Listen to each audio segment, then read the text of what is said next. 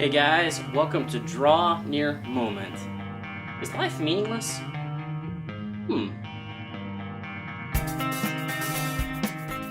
Now, maybe you've had this thought before, or you had a friend that was kind of mopey or going through a rough spot, like their boyfriend broke up with them, or they lost their job, or something like that, and they just kind of had this thought that came to their head that kept kind of peeking out and saying, like, is life meaningless? Like, what's the point of all this?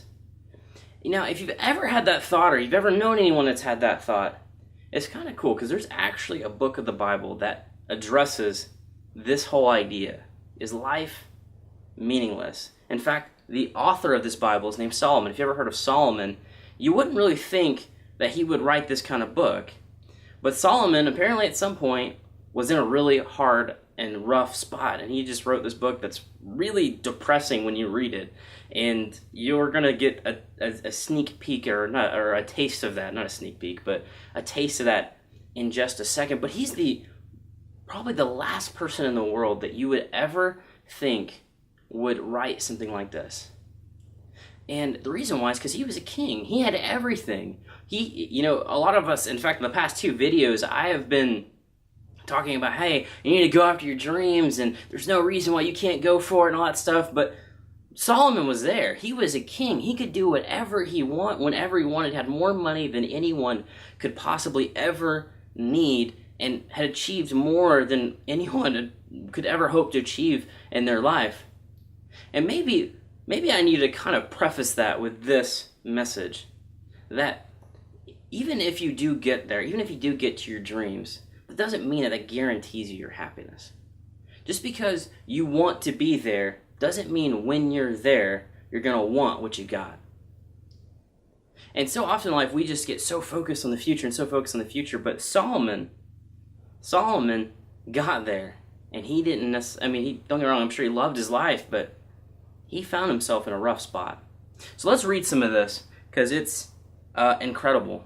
It's incredible teaching and just awesome. So we're just going to start at Ecclesiastes 1. It's going to be a lot of scripture, but I'm going to skip around. I'm going to kind of boil all this down into a couple of verses, and then we'll have a final thought. So in Ecclesiastes 1, he says, meaningless, meaningless, says the teacher, utterly meaningless. Everything is meaningless. How appropriate for this, this is great. Verse 3, what do people gain from all their labors at which they toil under the sun? Generations come and generations go, but the earth remains forever. So the first thought was, people are working, and they're working, and they're working, but what are they working for? Like, what do they really have to show for at the end of the day? Generation after generation, it's like, as time passes by, is it really going to matter what you worked for? And he comes to the same conclusion, it's meaningless. In verse 16, we're skipping a little bit. I said to myself, look, I have increased in wisdom more than anyone else who has ever ruled over Jerusalem before me. I have experienced much of wisdom and knowledge. Then I applied myself to the understanding of wisdom and also of madness and folly, and I learned that this too is chasing after the wind. So now he's talking about learning and wisdom and the idea that, in which a lot of us, we're big bookworms and that sort of thing, and we want to learn and learn and learn. But listen, Solomon, if you know anything about him, he's actually one of the most wisest people in history. People would actually travel to hear the things that he would say and the stuff that he would teach. And it's not like people would download his podcast or watch his YouTube videos. No, they would saddle up the donkey, put their stuff on there, stuff to give him, so that he would maybe share some wisdom with them. People would travel. He knew more than anything. And again, he says it's a chasing after the wind. Now, what does that mean? Have you ever tried to chase wind before? No, because it's pointless. You would never catch it. What are you even trying to catch?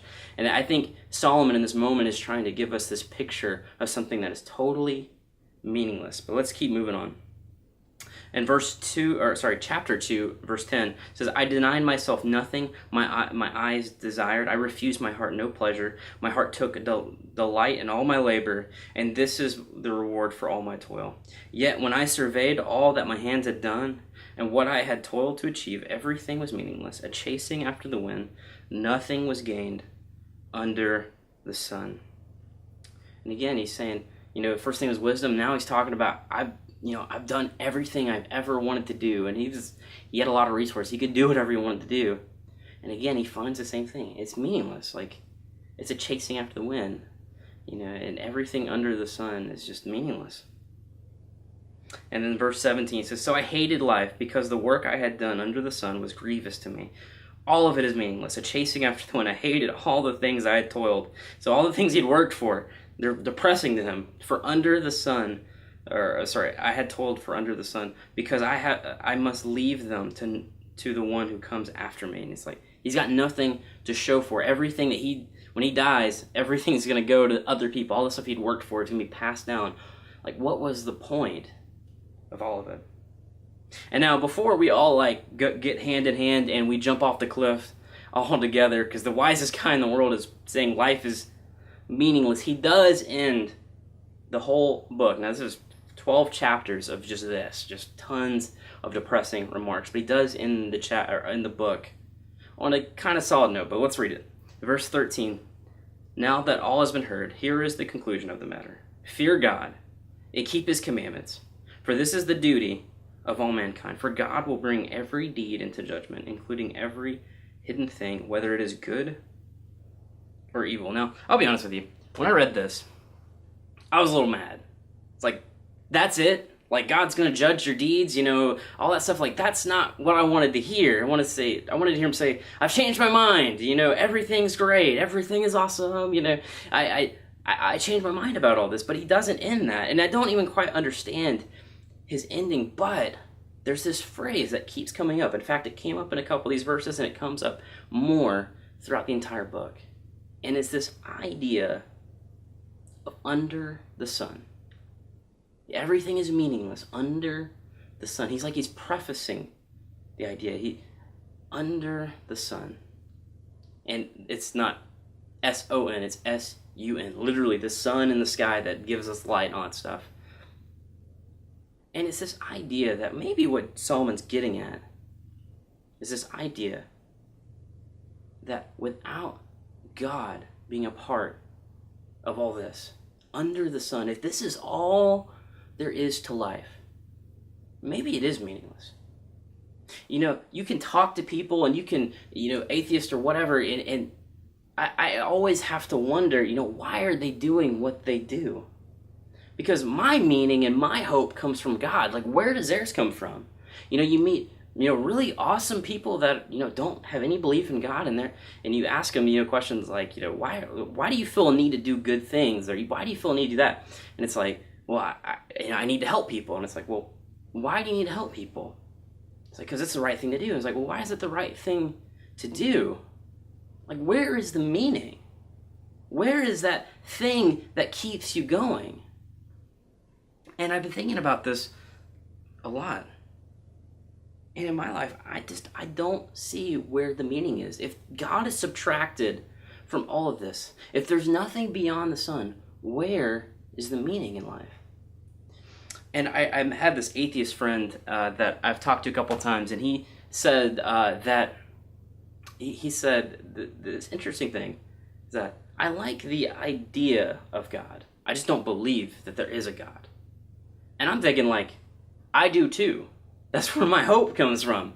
I don't know where your hope comes from. Now, I didn't say that because I'm not a jerk, but I sure was thinking it. Because without God, where's the meaning? Where is the meaning of life? I was thinking about this, and I saw this interview of Louis C.K., the comedian, and he was on Conan O'Brien's show, and he was talking about the idea that when he's alone, or whenever he's by himself, he gets this feeling like, I'm alone, like I'm by myself, like not like scared that he's like home alone or something, but like he just has this feeling of just balling up and feeling alone.